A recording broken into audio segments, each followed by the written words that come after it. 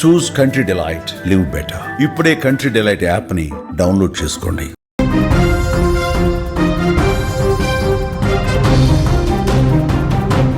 బెంగళూరులో ఉగ్రదాడుల ముప్పు తప్పినట్లుగా breaking news లో చూస్తున్నాం.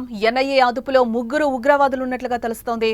ఉగ్రవాదులకు సహకరిస్తున్నట్లుగా కూడా గుర్తించారు.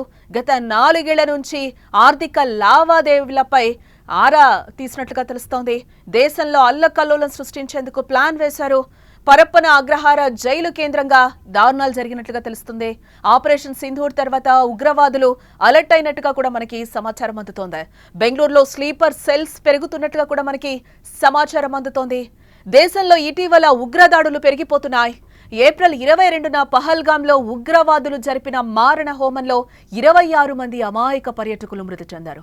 ఈ ఘటన తర్వాత భారత ప్రభుత్వం ఆపరేషన్ సింధూర్ పేరుతో పాక్ ఆక్రమిత ప్రాంతంలో దాక్కుని ఉన్న 100 మంది ఉగ్రవాదులను హతమార్చింది.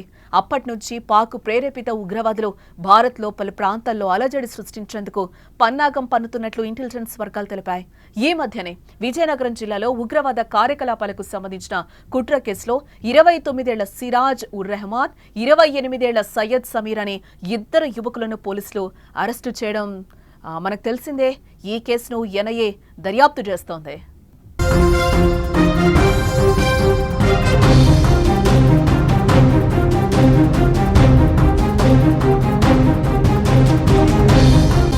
పాక్ ప్రేరేపిత ఉగ్రవాదులు భారత్లో అలజడి సృష్టించేందుకు కుట్ర పన్నుతున్నట్లు ఇంటెలిజెన్స్ వర్గాలు తెలుపుతున్నాయి.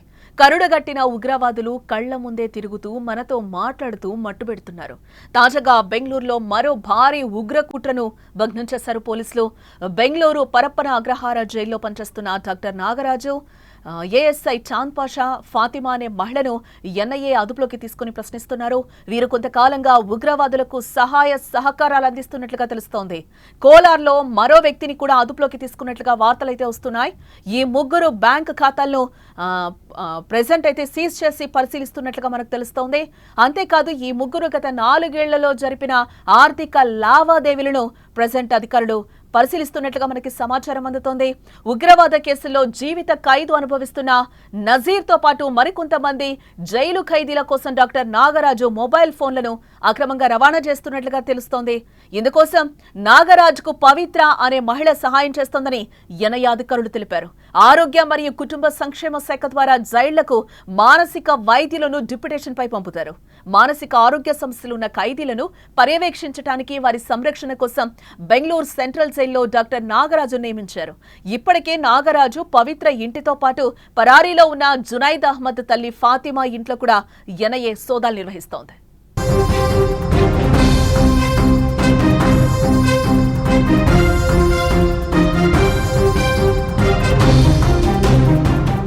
జూలై 2023లో ఆయుధాలు, మందుగుండు సామగ్రి, పేలుడు పదార్థాలు, 2 వాకీటాకీలు సహా డిజిటల్ పరికరాలతో బెంగళూరులో ఉగ్రవాద కార్యకలాపాలు ప్రారంభించడానికి పన్నాగం పన్నిన కేసులో జునైద్తో సహా 9 మంది నిందితులపై ఎన్ఐఏ ఇప్పటికే ఛార్జిషీట్ దాఖలు చేసింది. ఇటీవల భారత్లో స్లీపర్ సెల్స్ పెరిగిపోతున్నారు.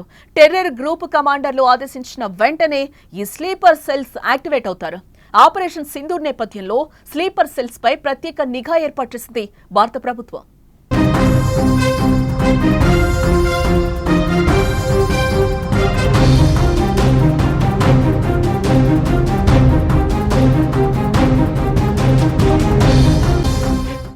దేశంలో ఇటీవల ఉగ్రదాడులు పెరిగిపోతున్నాయి.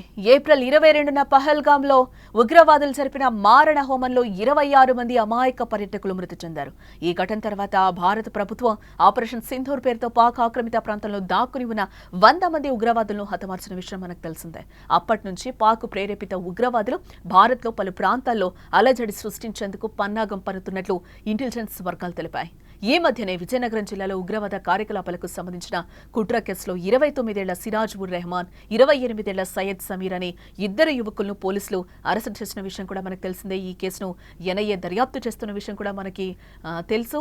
పాక్ ప్రేరేపిత ఉగ్రవాదులు భారత్లో అలజడి సృష్టించేందుకు కుట్ర పన్నుతున్నట్లుగా ఇంటెలిజెన్స్ వర్గాలు కూడా అంటున్నాయి.